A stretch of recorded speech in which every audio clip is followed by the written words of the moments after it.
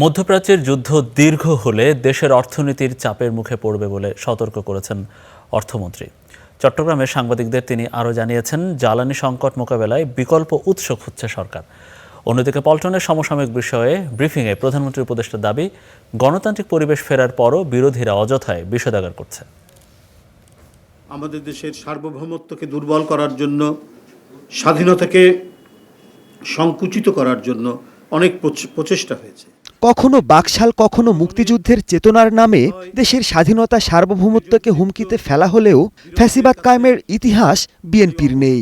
এভাবেই পল্টনের সংবাদ সম্মেলনে নতুন সরকারের অবস্থান জানাচ্ছিলেন প্রধানমন্ত্রীর উপদেষ্টা। কত কলঙ্ক আরোপ করার চেষ্টা করা হয়েছে, কিন্তু জনগণ হচ্ছে সবচাইতে বড় বিচারক। সরকারের সমালোচনার পরও এখনো কেউই রাষ্ট্রীয় হয়রানির শিকার হয়নি বলেও দাবি তার। বলেন, দেশে গণতান্ত্রিক পরিবেশ ফেরার পরও বিরোধীরা নানা কারণে বিষাদগার করছে। কুৎসা রটানো করা, এটা তো হচ্ছে শেখ হাসিনার কাজ। কুৎসা রটানো করা, এটা হচ্ছে ফ্যাসিবাদের কাজ। তো ফ্যাসিবাদের লক্ষণগুলোকে ধারণ করে যদি কেউ কাজ করেন, যারা আজকে বর্তমান সরকারের নানাভাবে মিথ্যাচার করার চেষ্টা করছেন, তাদের উপরেই কিন্তু ফ্যাসিবাদের তকমা জুড়ে যাবে।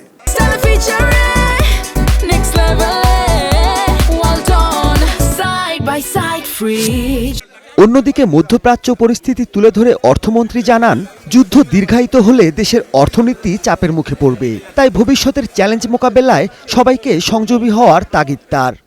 যুদ্ধ যদি বেশি দিন অব্যাহত থাকে, চাপটা বাড়তে থাকবে।